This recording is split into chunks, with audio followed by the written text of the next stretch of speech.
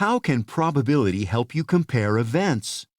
Think about this question during the lesson. For her math project this term, Chia designs a game.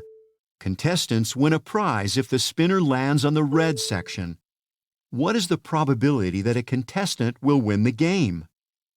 How is the number of sections on the spinner related to the probability of winning?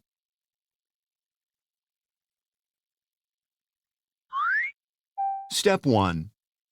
Determine the total number of possible outcomes for one spin.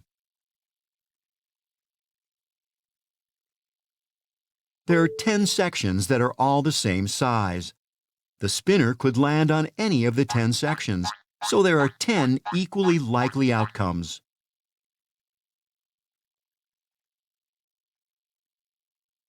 Step 2. Because you know all the possible outcomes, you can find the theoretical probability of an event, such as the pointer landing on red. P represents theoretical probability.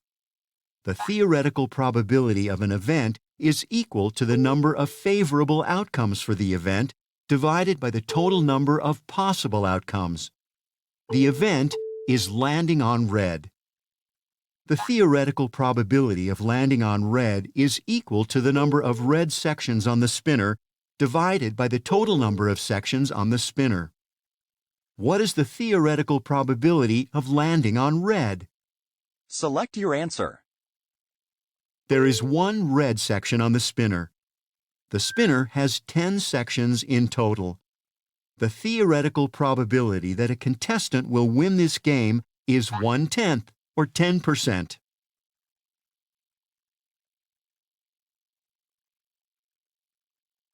If Chia redesigns her spinner to have 8 equal sections instead of 10, should she expect to have more or to have fewer winners? Explain. Okay, based on the formula we learned, P is the event, and we want to know about landing on red. So if we have the P red event is red, and then we have 1 is the number of red spaces. The total number of sections is 8. So the probability, I guess the event that she will have a winner is 1 out of 8. And again, if you want to find the percent, you would do long division like I showed you before, or of course use a calculator, but I'm going to show you the long division. And 8 goes into 10 once. That's 2. Add another 0. 8 goes into 2 twice. That's 16. That's 4. Add another 0. 8 goes into that 5 times. And so we want to know percent. Move that over 2 times to the right. That will give me 12 and 5/10% of winners that will be possible. The question also asked if she would expect more or to have fewer winners. So we would compare. It'll be easiest to compare the decimals, because if you compare fractions, you have 1/8, and on the example it was 1/10. And to compare fractions, they have to be the same denominator. So we're going to compare the decimals. So for this one, we have a decimal of 125 hundredths, and then for the example, it was 1/10. So the greater of the two would be 1 of 8. So the probability of having more winners would be likely with having 8 sections. Bettina is rolling a standard number cube. Part A. What is the probability that Bettina rolls a 6? One side of the number cube is labeled 6, so the probability would be 1/6, or about 16 7/10%.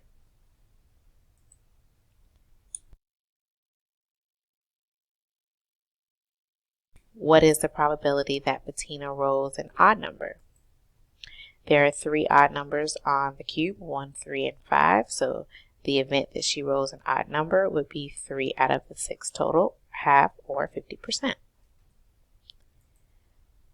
What is the probability that Bettina rolls a multiple of 3? There are 2 multiples of 3, that's 3 and 6. So the event is multiples of 3. That would be 2 out of the 6 total, or we're simplified to 1/3, or in percentage 33 and 3/10%. Which event is more likely, rolling an odd number or a multiple of 3? Explain. You compare the event of an odd number to the event of multiple of 3. The odd number is 50% or half, and the multiples of 3 is 1/3 or 33 and 3/10%. 1/2 is greater than 1/3. So the more likely she'll be rolling an odd number versus a multiple of 3. Archie places 98 lettered tiles and 2 blank tiles in a bag. He draws tiles from the bag one at a time without looking. Part A. What is the probability that the first tile Archie draws will be a blank tile? Labeled with a letter? A vowel? A consonant? It says to select each type to see the probability. So if we choose A, that's a vowel. So 42 out of 100 possible choices, simplified, would be 21 over 50. Let's see, if we chose, what was it, a consonant. A consonant would be the letter B. The possibility, the event of that would be 56 tiles out of 100. Simplified would be 28 out of 50. What was the other one? A blank tile. If I select a blank tile, that's 2 out of 100. You can have an equivalent or simplified as 1 to 50 or over 50. And I think I selected all of them. Part B. How is the probability of drawing a letter related to the probability of drawing a blank? How likely is Archie to draw a letter or a blank on his first draw? Explain. All the tiles are either lettered or blank. So the lettered tiles are 98 out of 100. The blank tiles are 2 out of 100. Together, you have the event of a letter, the event of a blank tile. You add them up and you get 1, because 98 plus 2 would equal 100, and 100 over 100 would be equal to 1 whole. So Archie is certain to draw either a letter or a blank on his first try. The spinner has 6 equal sections numbered as shown. Part A. Find the probability of spinning a 5.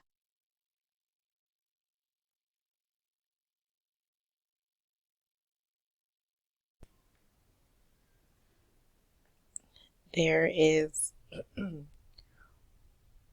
1 5 out of 6 total. So that would be the probability of 1. It says find the event of 2. That would be, again, 1 out of 6 tiles. The event of an even number, we have 2, 8, and 4, and another. Oh, look at that. I made a mistake.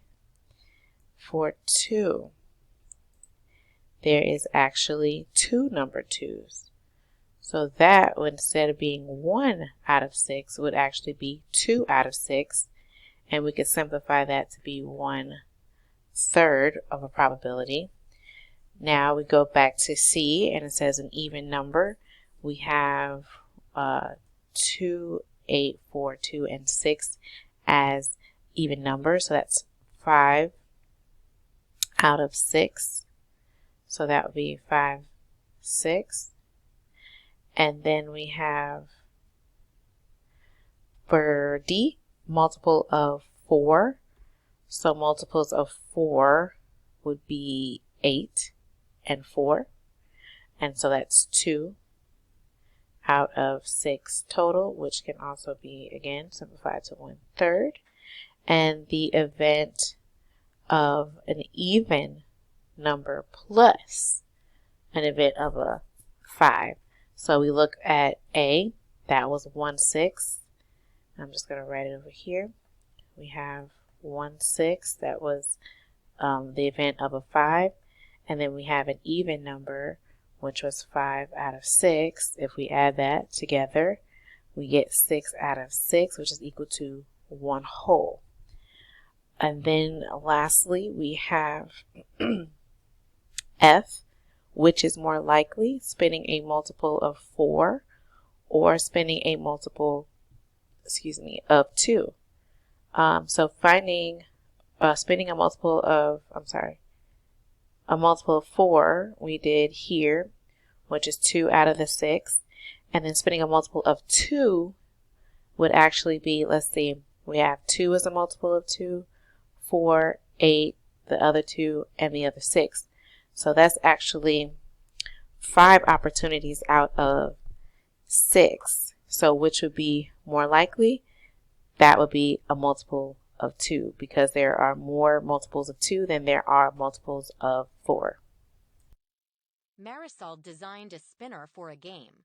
The spinner is fair if there is an equal chance for the pointer to land on each letter. Is the spinner fair?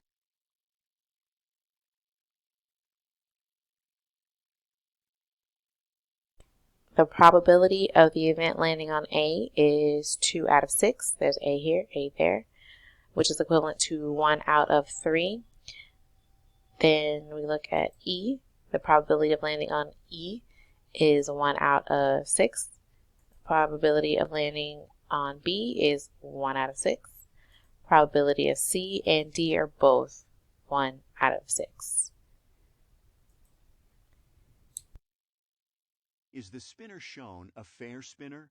If yes, explain why. If not, describe a change that could make the spinner fair. The spinner is not fair because there are 4 red spaces, sections, and there are 5 blue sections and 1 gray. So there's actually more blue than red or gray. So that's not fair. But if they were to make this gray piece red, then you would have an equal number of red to blue options. But as it is, you will more likely spin a blue than you would the other option. So to make it fair, change gray to red.